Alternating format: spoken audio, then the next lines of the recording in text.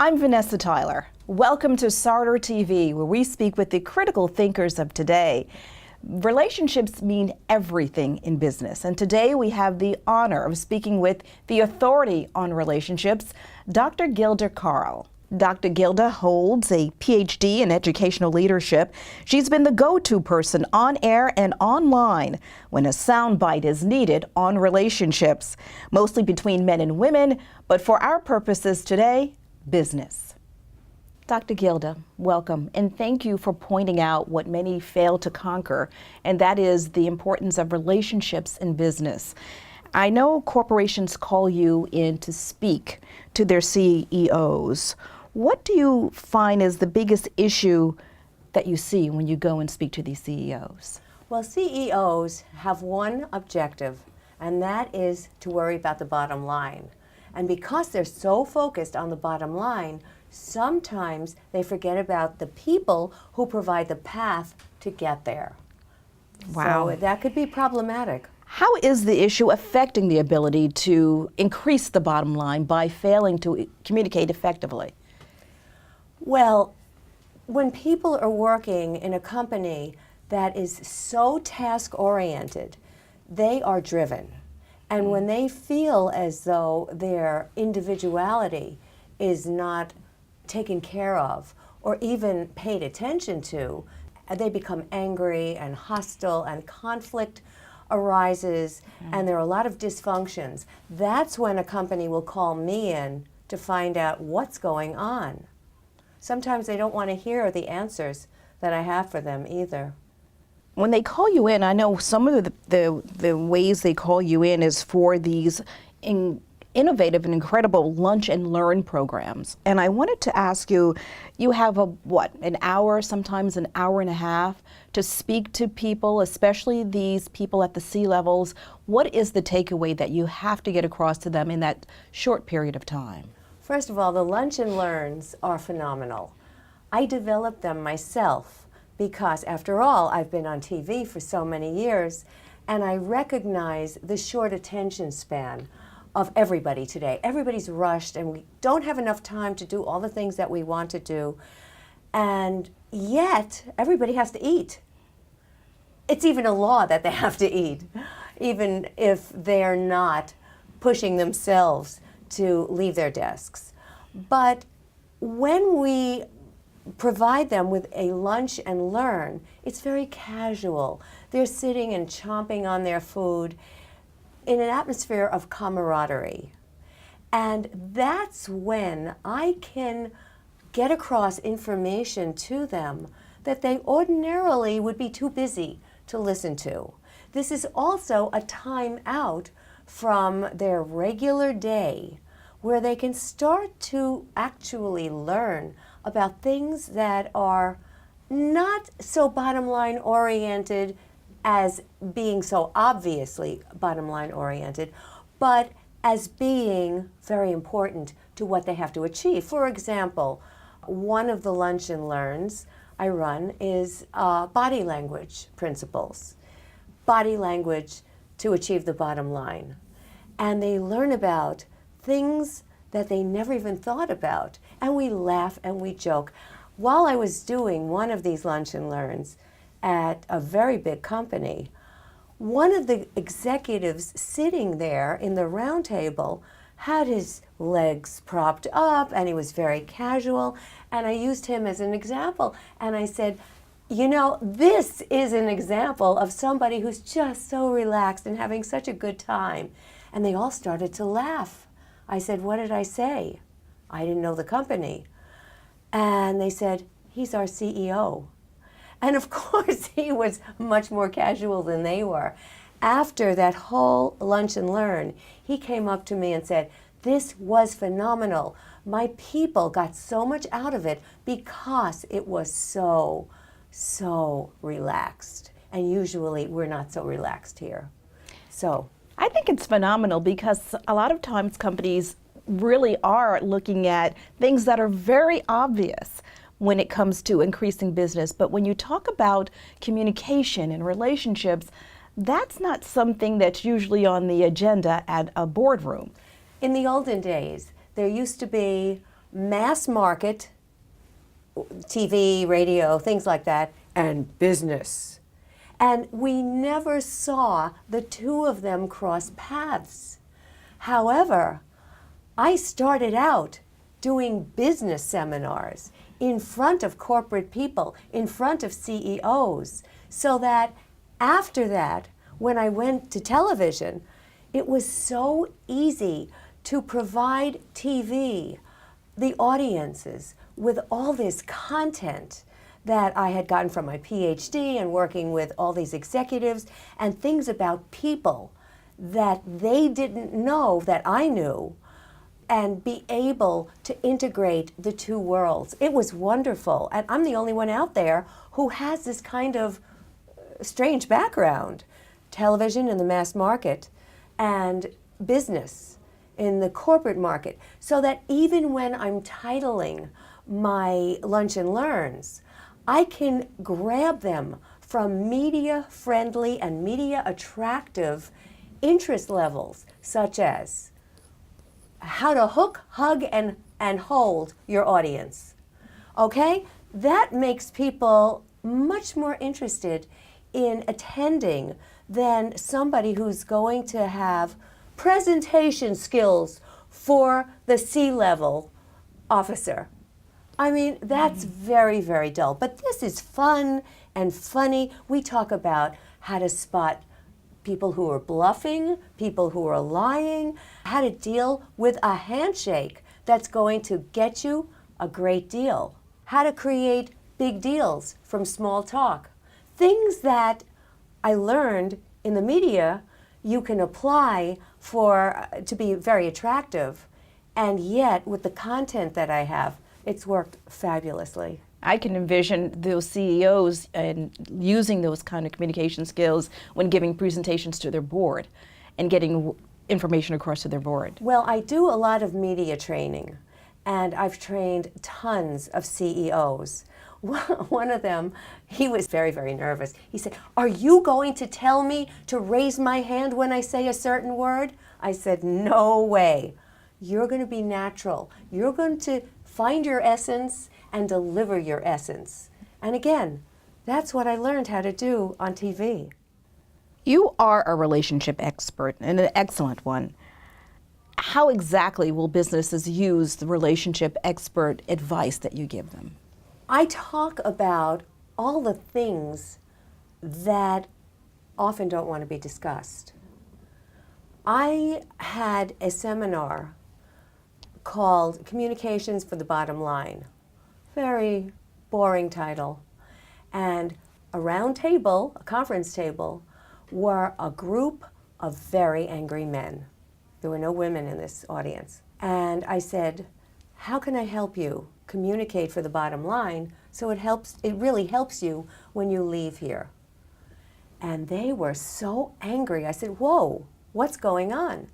So once again, I tossed my agenda and I said, talk to me. And we had about half an hour of them throwing on the table all their grievances that they would not communicate to the person who could solve them, the person sitting in the corner office. And when I said, you say you want a raise, you say you want a promotion, does your boss know? And they said, each one of them said the same thing. Well, he should know.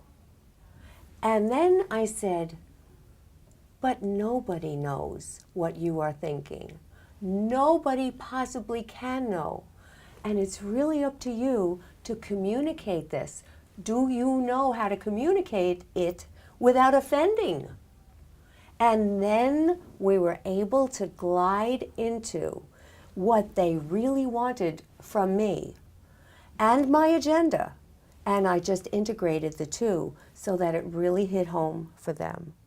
What is the mindset you find with how employees relate in the workplace with each other and with management? Well, it depends upon what's going on. I have a nonprofit. It's called Country Cures. I work with female veterans. Many of them are homeless. Female veterans are probably the strongest, most dedicated, most assertive women I have ever met. They are the finest women around. And yet they come out of the military and they just can't make it in their relationships with anybody once they're here. And when I deal with them, I learn some of their language. One of the things that they taught me was when somebody's in front of you, they're 12 o'clock. When somebody's behind you, they're 6 o'clock. So when they say, I got your 6, they mean, I have your back. Wow. Everybody on the face of the earth, since I learned this from them, I started doing surveys of people in all my lunch and learns and people in all my classes. And I learned that everybody wants the basis of what Maslow's hierarchy of needs was all about, safety. They want to feel secure. They want to feel that the company has their back. They want to feel that their teammate has their back. They want to feel in private life that their husband, their wife, their girlfriend, their boyfriend have their back. So I created something because I integrate all my different audiences. And I created a book, one of my 16 books, for young women. And it's called Don't Lie on Your Back for a Guy Who Doesn't Have Yours. And again, it came out of the military jargon that I learned. I got your 6. I have your back. And I started to evaluate all the people who were coming to me saying, oh, my relationship was terrible in private life. People in corporate life who were saying, the boss never cares about me. He doesn't have my back, in parentheses. Somebody made a decision and didn't even consult me, didn't have my back. And it all came to a head for me. And I said, that's what everybody wants. We all want security. We all want to feel emotionally safe. And how do we feel emotionally safe? We want to feel that somebody has our back. And it comes down again to communication, letting people know this, because they may have your back, but if you don't know it. Well, it's about communication. It's about being present. And one of the things for everybody who takes my lunch and learns, my corporate workshops, anybody who's in any of my coaching, my one-on-one coaching, hears this again and again and again. You must be present, emotionally present. Don't tell me you love me and then treat me badly. Don't tell me you have my back in corporate America and then not consider me when it comes to my asking a request because my mother is ill and I need to take care of her. It all boils down to the same thing. However, it also boils down to my ability to communicate with you in a way that will not be offensive. And if you do something that I am upset about, am I going to say, you did this and you did this and you did this, finger pointing, because that makes you more offensive to me with your comeback? So one of the levels of communication that we talk about is to specify something. If you have a grievance, if you just want to compliment somebody, when you did such and such a thing, I felt such and such a way. The result of that was, and then you put in your positive and negative. You started out with Joe, so you are getting Joe's attention. And it's a 5-step process. Joe, when you did such and such a thing, I felt such and such a way. The effect of that was, and as a result of that, I did, and then stop. Five easy steps. Everything I do are a few steps here, a few steps there, so you can really learn. And that's the basis of all of this. You have to start using healthy communications. I believe you answered the most effective way to communicate, and you really like this 5-step program. Would that be the most effective way? A lot of people feel well, everybody feels, but few people really enunciate their feelings. So what happens? They hold the feelings in. Either they become sick or fat. That's what happens in our culture. If they're sick, then they can't communicate. If they're fat, then they don't feel worthy enough of communicating. Either way, that's dysfunctional. So what I have done was to say, here are 5 simple steps. Don't say, you always do this, because the person is going to say, huh? What are you talking about? You don't want to say, but you never do that. The person is also going to say, but I can't. I remember when I did do that. So you get into a crazy war of things that have no value. Instead, when you specify, when we were at that meeting, you called me out in front of everybody and embarrassed me. I felt so humiliated. As a result of that, I couldn't work the whole afternoon. That's his productivity. Okay, and then stop. This is so potent and so powerful. The recipient of the information says, whoa, stop. What we tend to do, another bad communication process that we use in our daily life, everywhere, is once we have somebody's attention, then we gunny sack it, like Santa Claus with those big gunny sacks that he carries around. And furthermore, you also always do this, and you never do that, and the person's head is spinning. You had this very beautiful, potent piece of information you wanted to share, and you did it effectively, and that was it. Stop. Let the person think about it. The person can always come back to you.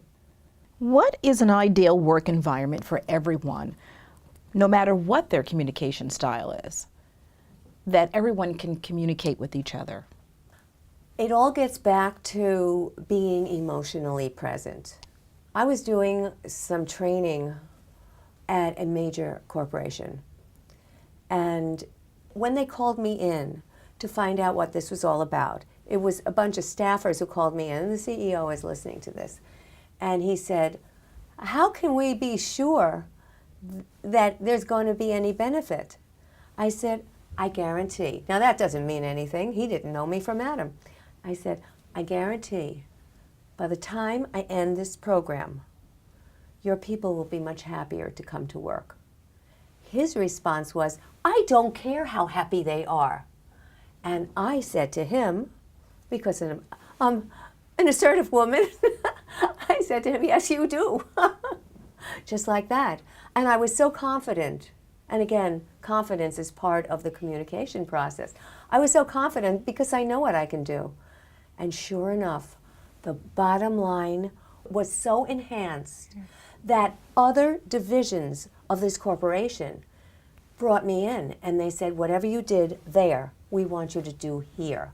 It was an enormous benefit. And what you did was simply enhance their communication style. What I did was simply enhance their communication skills, but I was dealing with empowerment. Empowerment issues sound great on paper, but, well, a lot of people have difficulty dealing with what happens when you have an empowered staff.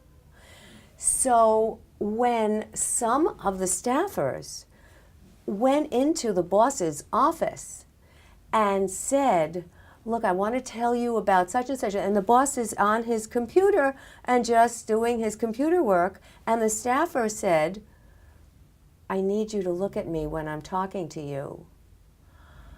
The boss said to me afterwards, wow, you are training them. I didn't realize that you were also training us. Because in essence, with this kind of work, when you throw a pebble in the ocean, there is a rippling effect.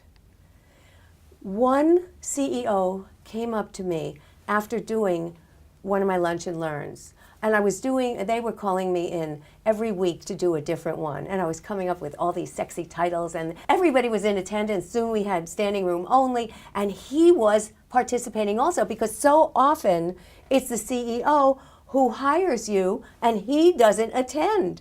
But he was participating also. He grabbed me and he said, "Dr. Gilda, I have to tell you, you have made such a difference in my relationship at home."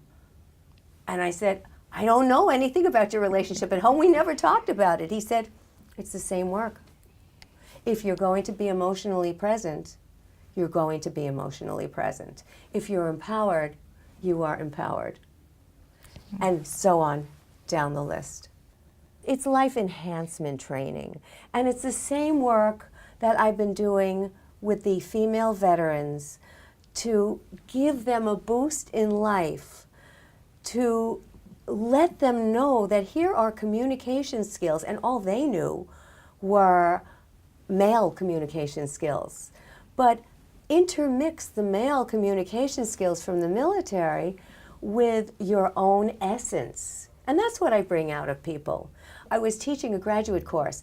I had a cop crying in my class because I push buttons. And I get people to recognize that they can be better than who they were earlier. Bloomberg, the network, called me a female Tony Robbins with a doctorate. I thought that was really neat. That is terrific. A lot of these corporations now have these chief learning officers on staff, and part of what you're talking about, I would think, would be part of what they want to do. How important is it for them to take this kind of communication and relationship effort to bring to the employees? I think it's very important.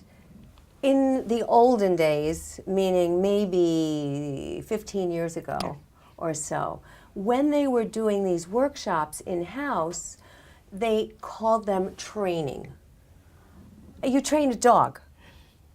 You don't train people, really, especially if the people don't want to be there. But learning means that I am really participating as the learner. So I love that new emphasis.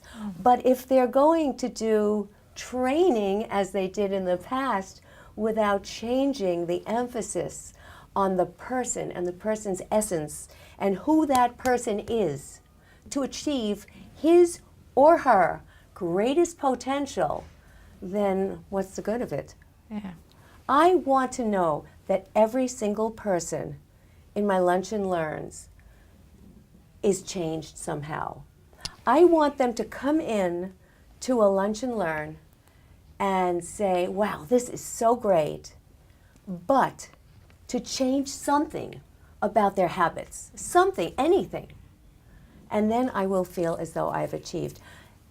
Since it's very casual, since it's during lunch, since they have brought in bagged lunches for that purpose, what happens typically is that some people contact me individually and say, "You pushed a button and I realized something, and could you coach me?" And so we start a coaching process. Or else the company says, "A couple of people were talking about such and such a thing, and they bring me in to do coaching on a one-on-one basis." But the purpose of all of these workshops, Lunch and Learns, however you want, I don't even call them workshops. I call them Lunch and Learns because I don't want to affiliate with all the things of the past that didn't work. But the purpose of all of these is to push a button and meet something inside that person that will electrify that person so that when the person returns to his or her habitual setting, he or she might be thinking about doing things in an enhanced way. I know a lot of people at work perhaps communicate with each other through instant message on the computer, through emails. Yeah. But in terms of communicating in the future in the workplace, where do you see this? I worry about this because You can't feel a person's real intention in a text message. You can't hear that person's innuendo between the lines. You can't know for sure what that person is thinking without watching the person's body language. And I have one lunch and learn that I call dialogue, dialogue, and monologue in that order. And I talk about how to use the eyes before you go into a dialogue with somebody and then go into a monologue with somebody. Because if you start with the monologue, you're turning somebody off. Who wants to hear about you? You want to establish rapport first. You're talking at them, not with them. Exactly.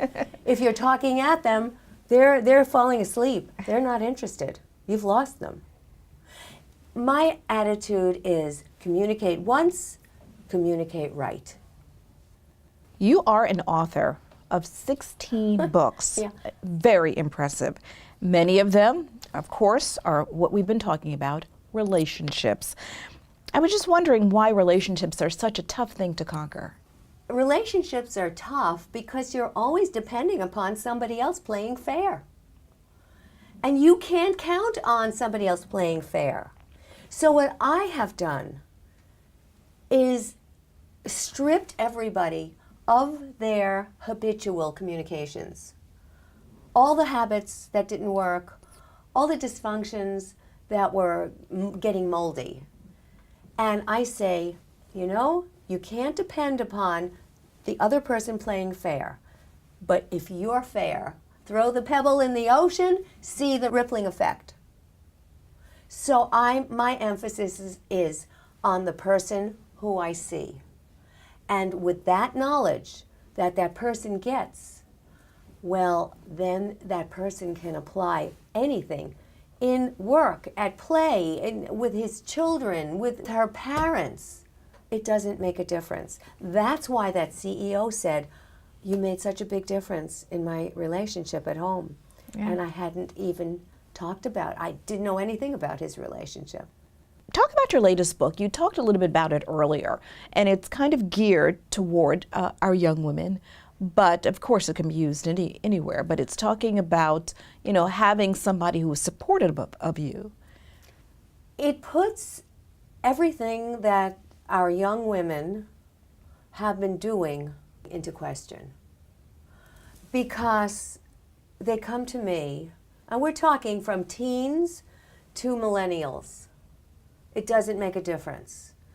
And of course, older women are hearing the same thing. Somehow, for some reason, they buy into becoming friends with benefits with guys.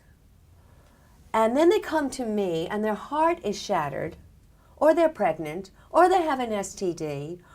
What are we doing as corporate leaders if not being socially responsible to our young people? And this is the new generation coming up. So I have said to them, and this is a no-no for most women to hear, I have said to them, you be sure that whenever you go into any relationship, be sure that you know what the payoff is. And they say, payoff? Now, some mothers and fathers are also reading this book, Don't Lie on Your Back. Here, this book, Don't Lie on Your Back for a Guy Who Doesn't Have Yours. And they're saying, wow, I want my other daughters to read this. Very provocative, yes, title. It's very provocative, but I'm from TV, so of course we know how to title things so that people will pay attention. But the point of this is from the female veterans who taught me, got your back love. It's got to be got your back feelings with everybody you're involved with. And if you don't know what your payoff is, then something is wrong. If you don't ask, what's in it for me? Then something is wrong. Now, traditionally, that sounds awfully harsh for a woman to say to a guy, well, what's in it for me? So I talk about how you can get that point across in other ways without coming across as crass or difficult. But you have to find a payoff. When you go for a job, you're going to get paid. But you also want to know about the corporate culture. Will you fit in? Will you be happy there? Are the team people, purported team people, really team people? Will they support me? Will they befriend me? Will it be a comfortable situation for me to be in? Now, I am not saying payoff, give me money, give me money. I am saying emotionally, spiritually, educationally. You know, let's say you're going to school at night. You're a young woman, you're getting your first job, you're going to school at night, and you hooked up with a guy who said, oh, you're in school again? Oh my God. Now, is that okay? Is that okay? And so many of the women who come to me say, well, I said, there is no well here. I was a spokesperson for Match.com who went to the AARP once to talk to singles. And I thought, oh goodness, what kind of group is this going to be?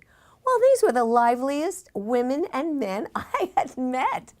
Far livelier than some of the people who are much younger than they are. And they also wanted to know, in their own way, what am I getting out of this relationship? Yeah. Everybody should be asking that question. You ask that when you go for a job. You want to know how much you're going to be paid. But I don't think we ask enough questions about the job we're about to get. Because if we did, then there wouldn't be so much turnover. And that's costing our companies a fortune to train people and then to have such turnover. Oh, one of my lunch and learns, by the way, is how to interview. Again, another thing. Who has time to learn how to interview? At a lunch and learn, oh yeah, here are a couple of tips that might help you. And they get all this information. I wonder how much self-esteem plays in all of this. Oh. Because you talked about the female veterans and a lot of times, and certainly a lot of the young girls in relationships. So self-esteem again. The boys too. And some of our men who are operating in corporate America have questionable self-esteem. People write me letters all the time. I wrote a weekly column for the Today Show for 2 years called 30-Second Therapist. I also wrote for Match.com for 8 years, Ask Dr. Gilda. And I kept getting letters and more letters and more letters, and I still get plenty of letters from people, and so many of them begin with, I have low self-esteem, and then they go on from there. And I say to them, wait, stop there. In one of my books, I have one of the letters that somebody wrote to me, starting with, I have low self-esteem. And I say, no. Now we have to retitle you as you describe yourself. Now we have to describe you in a whole different way. Choose a better way to describe yourself. And out of that comes a lot of eye-opening. It's beautiful. I love doing this work because it's like flowers opening up before me. And then they go out and then I hear these fabulous things. One of my veterans was in the streets. She was promiscuous. She was on drugs. Oh, she was a mess. And now she has headed up a tenants association in her building because of all the dysfunctional communications that are going on there. She said, I just can't believe it. And she's just gotten certification as a drug counselor. I mean, she's getting on with her life. She said, and this is on my website, on the testimonials. She said, I couldn't have said I'm more proud of myself ever, but it's all because of you. And it's not really because of me. All I do is push buttons. And it's up to them to open up like flowers, and they do. I think that's terrific. I mean, it literally saves lives and empower people. I'm so grateful to be doing this. What is your message to women in the workplace? Women, forget about everything that you're hearing. Forget about glass ceilings and upward mobility and all those terms that have kept you down. CEOs who are up there, female CEOs, never considered glass ceilings. I never considered glass ceilings. Anytime somebody said, and plenty of times this has happened, anytime somebody said, you can't do that, my attitude was, really? Watch me. So, I think that we all have to take life with a grain of salt and not be so uptight and serious about, oh, will I move up? How will I move up? When will I move up? And just let it flow, because you're operating from your center. That because you are grounded, because you know what your skills are, because you're going to school and maybe graduate school for additional training, additional learning, but you know who you are. I want everybody, male and female, to walk into a room after they've met me, to walk into the room and know that that room will be reverberating because of their presence. How many people can really say that? What are the breakthrough leadership communication techniques for driving business value? The communication techniques that I use are named after one of my books called Don't Bet on the Prince. Don't bet on the boss. Don't bet on somebody to move you up.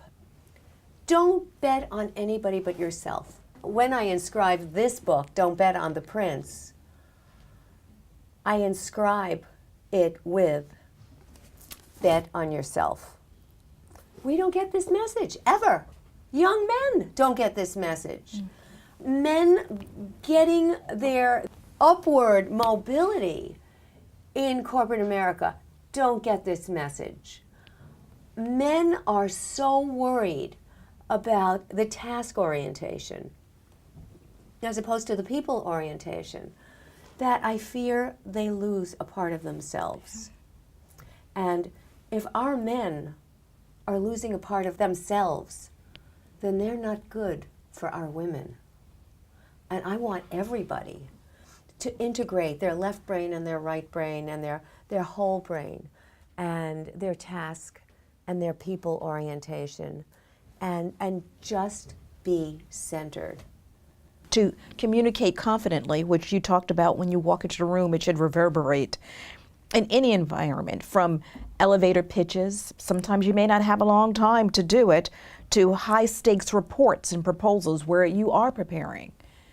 I was recently teaching an MBA course, and I made them sick with having to do an elevator pitch every time we met, again and again and again and again and again. And everybody in the audience valued each and every elevator pitch. And at first, everybody was so nice, and I threw them in the garbage. I said, don't be so nice, because you're going out into the real tough world. Stop being so nice to each other and be honest. Be authentic with what you're seeing and whether or not you would offer this person a job by that elevator pitch. So one of my students had gone away for the weekend and came back and said, oh, that elevator pitch, I know I should have learned it better, because in the elevator was some really famous ball player that I couldn't believe was in the elevator with me, and I wanted to speak and nothing came out. I said, but if you had that elevator pitch in the palm of your hand, always knowing it was there to pull out, it would have been second nature to you. And she learned her lesson from that. So elevator pitches, we say spontaneous elevator pitches, but they're not so spontaneous. Everything we do, if it's going to be done right, has got to be prepared for. So I think that in answer to your question, we can all be better communicators. People are going to say things to us. Are we going to react or are we going to respond? If we're centered, we will respond and say, well, oh well, this is the way I see things, without having to point fingers. The moment we point fingers, and oh goodness, I've been into too many companies mitigating some of the problems with their interpersonal dysfunctions, because the boss was so dictatorial and he wasn't kind enough. I mean, they didn't need to come and pay me to hear that he was dictatorial and not kind enough. But he needed to hear it from me. And once he understood what was happening to his bottom line, he started paying much better attention. We talked a little bit about how to make the most of today's electronic communication tools. I guess we talked earlier a little bit about some of the disadvantages, but we are using them. So how do we make the most of them? Well, we have to be grateful for them, but we also have to know when to close the cover, to put them away and really communicate. We are finding our young people are very poor communicators now. They don't even understand body language we talk about. They don't even understand that. They don't know how to talk to their friends, the opposite sex, in person. They can send them all kinds of tweets.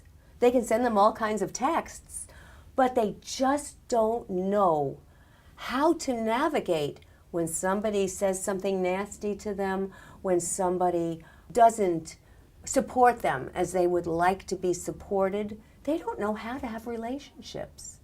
And that's why I wrote, Don't Lie on Your Back for a Guy Who Doesn't Have Yours. I did that because relationships to a lot of our young people involve sex. That's it, period, end of story. Look, the book is for girls, young women, but it's also for men, for young boys, for everybody. Because, again, it's that pebble in the ocean and the rippling effect. We have got to be better communicators. And there's only one way to be better about that, is to put away the devices at a certain time. If your parents listening to this, please understand that there is a time and a place for everything. And the devices are not the best babysitter for your kids. They need to have real interaction with you. What about emotions in the workplace? How do you get out what you're feeling, your passion that you're feeling? There was a time where they would tell women, don't ever cry at work, ever. Right. So what about that? How does that play? For so many years, we were told, don't be emotional in the workplace. This was the same bifurcation of there's work and there's home. And never should those two ever meet. As a result of that, you had one personality you thought you had to have, and the other personality was supposedly entirely different. Today, if something upsets you, no, don't use crying as a manipulative tool, and plenty of women have done that. Don't lose your temper, and plenty of men have done that. And in our culture, we think angry men are strong men, but angry women are the B word. We seem not to have made a place for our emotion in the workplace. That is a terrible thing. It's like just cutting off a part of you. If you want to become an automaton, you will be task-driven and you will dry up. Everybody feels. And the better CEOs, the C-level people that I have worked with, understand that they want to understand each and every person that they come into contact with, so they know which button to push, which button not to push. One of the things that has irked me in corporate America for so many years was, it's somebody's birthday. Okay, this is how we celebrate somebody's birthday, with a birthday cake. And I walk into these companies and the people say, oh, well, you know, and they're not buying into this. Well, who invented that? Maybe Mary has diabetes and she doesn't appreciate this. You know, we talk about the different languages of love. Why are we not talking about the different languages of people's needs? I need, instead of a birthday cake, to be given an extra $25 in my paycheck. Maybe that's how somebody is turned on. What motivates each and every person? The best thing that any C-level person can do is to find out what motivates each person and support that as much as possible. Talk about the role of communication in managing diverse global staffs. Oftentimes there are businesses where half their staff is not in the building, let alone in the city, state, they're across the world. Yes. And how do you manage that form of communication? Well, again, everybody can only worry about their best communication ever. And if they've been communicating in some dysfunctional manner, that is going to offend. However, those people have got to learn what the communication style is of the teammates that they're talking to across the world. I am blessed with a private clientele from around the world who communicate with me, for whom I do coaching, from countries that I never even think about. And what I have learned from them, again, is that we all have the same issues. We all have the same needs. We all want the same things. And whether it's somebody in Belgium or Honduras or California or Germany, it doesn't make a difference, because if I am supporting your needs because I have taken the time and effort to get to know you better, then that person feels wonderful. It always seems to revolve around that one item. Do you have my back? And every single relationship we are in necessitates our friends and lovers and teammates and everybody we work with to have our back. Some more than others. But we want to know that we can feel safe in our environment. And these days, safety is of utmost importance. Yeah. It's interesting how I came upon this in the midst of all our needs for safety. Can you elaborate and tell us the importance of interpersonal communication while building, managing, and leading virtual teams from a distance while implementing strategies to maximize collaboration and productivity? Well, once again, the virtual world is another entity unto itself. However, we are dependent upon people, teams, to get that virtual operation to be productive. So it involves coordination, it involves taking your ego, throwing it out the window, and saying, what can we do for one another? Sounds like, do you have my back? When I think about all the work that I have been doing, all the writing I've done, delivering papers in Europe, writing all of these technical papers, and then going into mass market and TV and radio and print, and how integrated those all are, having come from a world that taught me, oh no, that's business. Oh no, that's personal.